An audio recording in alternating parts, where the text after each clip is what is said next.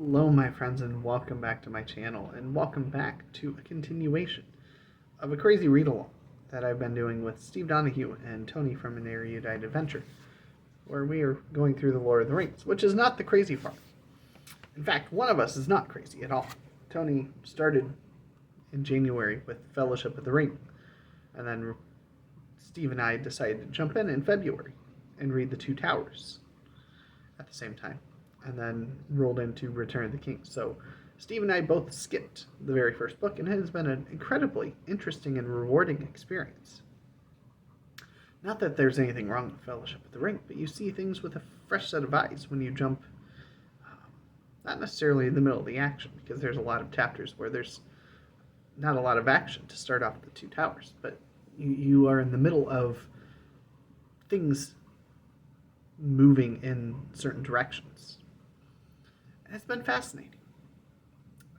Since I read all of them last year, I'm not sure that I'm going to wrap around to do Fellowship next month, unless there's a lot of people that really want my videos. You're already going to get spoiled with Steve's videos, where he's going to be doing a video on each chapter. And I genuinely hope that he does follow through and want to continue with that. I hear he's also going to potentially do the same thing for the appendices, which I'm very excited about. But I want to talk to you today about Return of the King, Book 6, chapters 1 through 5. And in these chapters, we see a lot happen really fast. And it is by the end of chapter 3 that the ring has been destroyed. So the first chapter is Sam finding Frodo, recovering him. They leave. Chapter 2, they end up getting, they're dressed as orcs and get mistakenly caught up with an orc army marching, which helps them get along to their path where they're going a little bit faster.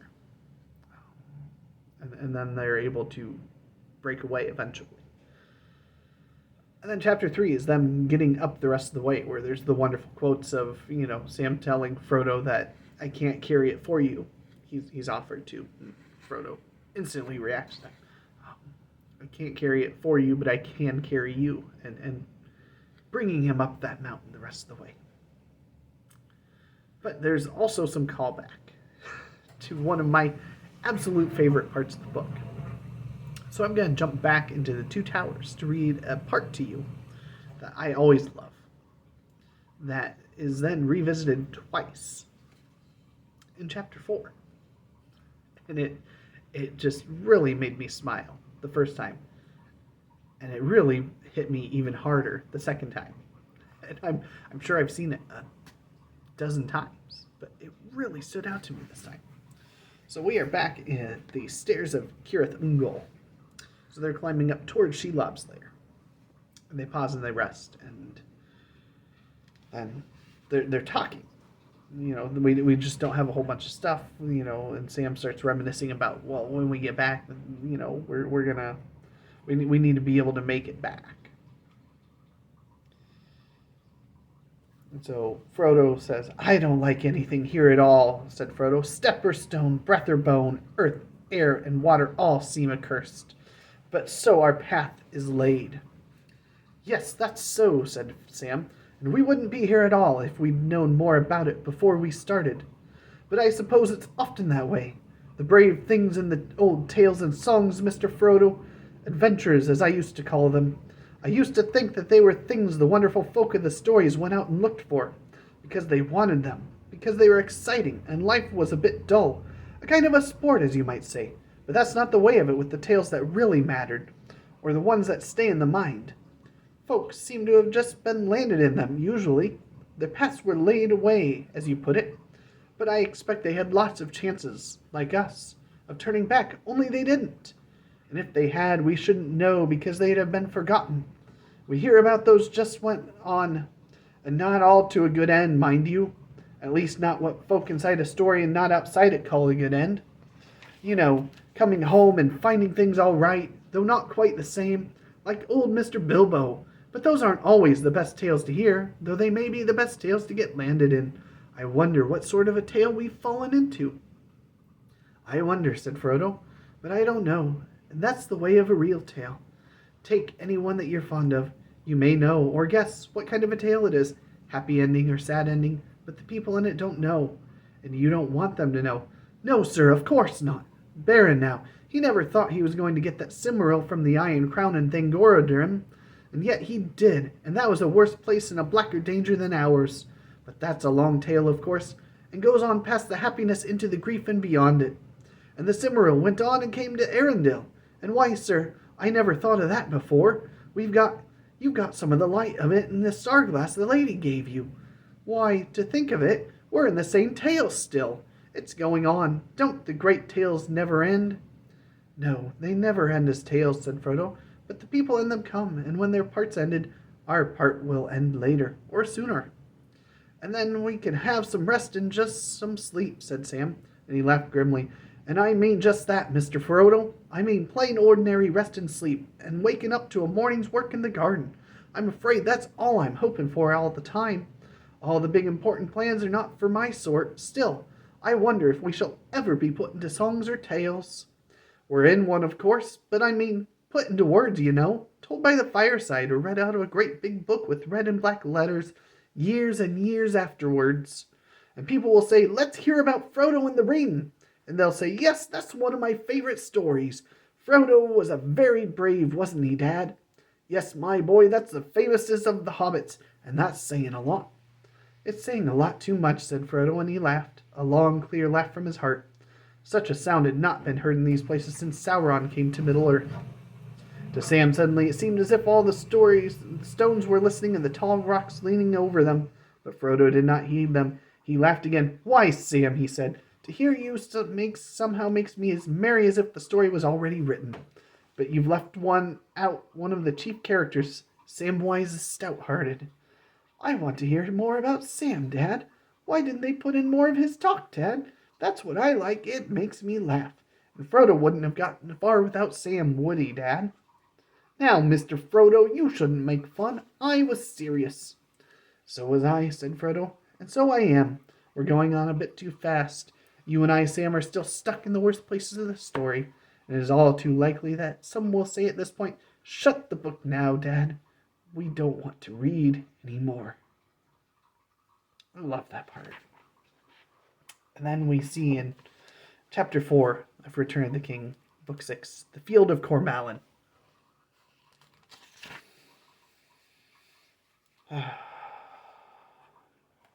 So this is after they've destroyed the ring. They're sitting on the mountain. They're not expecting to be saved. They're out of food. They're out of water. Things are just crumbling around them. They stood now, and Sam, still holding his master's hand, caressed it. He sighed. "What a tale we have been in, Mr. Frodo, haven't we?" he said. "I wish I could hear it told. Do you think they'll say, 'Now comes the story of Nine-Fingered Frodo and the Ring of Doom'? And then everyone will hush like we did when in Rivendell they told us the tale of Baron One Hand and of the Great Jewel. I wish I could hear it, and I wonder how it will go on after our part." And not even a couple pages later, they woke up. All is safe and sound. They're praised. They meet the king. And when the glad shout had swelled up and died away again, to Sam's final and complete satisfaction and pure joy, a minstrel of Gondor stood forth, and knelt, and begged leave to sing. And behold, he said, "Lo, lords and knights and men of valor unashamed, kings and princes and fair people of Gondor, and riders of Rohan, and ye sons, hearts of the Shire, and all free folk of the West, now listen to my lay, for I will sing to you of Frodo the Nine Fingers and the Ring of Doom." And when Sam heard that, he laughed aloud for sheer delight, and he stood up and cried, "Oh, great glory and splendor, and all my wishes have come true." And then he wept. It still touches me. And then in Chapter 5, we have the Steward and the King, where we see a lot of resolution. We see Faramir being able to retain his position as steward for Aragorn. it's all setting the stage for the leave takings that are going to happen, the journey back, that the splitting of the fellowship is finally going to happen for the final time here. They all have, hopes and promises that they'll meet again someday, and that you can travel here and you'll always be welcome and things like that. And Steve Donahue mentions a couple of times in some of his videos that Tolkien's really good at giving us action, action, action, rising, and then those down chapters where there's not a lot of action taking place. But they're really important. They give us the character, the growth, the depth, the richness that is lacking in so much of other things that are out there. And it's what makes this a masterpiece. You could compact this by a third, at least, and capture all of the action, and then, double it to expand it out to a proper giving of length in all the action. But you would lose out on so much without those little chapters. And in the second half of Book 6, we're going to come to one final rising action that we miss in the movies. If you've never read the book, then I strongly urge you, even if you don't want to read this entire thing, okay, pick it up from here. Grab Return of the King, read chapters 6, 7, 8, 9. They're wonderful. You'll start off with 2 chapters of, journeying and leave taking and revisiting old characters along the way. And you get to see what happens when the hobbits return back to the Shire. And it's drastically different than what you get in the movie. And it's important. Steve Donahue in his video, I think today, might have been yesterday's video, mentioned that he doesn't particularly like that chapter, at least previous readings. We'll see if this one changes his tune a little bit. But it's an important chapter because it shows the growth of the 4 hobbits that have been central to the story. And it loses a little something if you leave that out. Because they are facing perhaps the ultimate test of putting everything that they've learned and experienced all along this journey to use one last time in their own home. I think it's wonderful. These final chapters are among my favorites. And so now I'm going to wrap this up so that I can go read that chapter 8 that I'm so looking forward to. I wasn't sure what I was going to do with my evening other than make this video, but I'm going to go read because I've got just the 2 chapters left. I'm going to finish this tonight and enjoy every minute of it. So thank you, BookTube. I hope that you've enjoyed. Be sure to check out Tony and Steve's channels and the videos. They're fantastic. And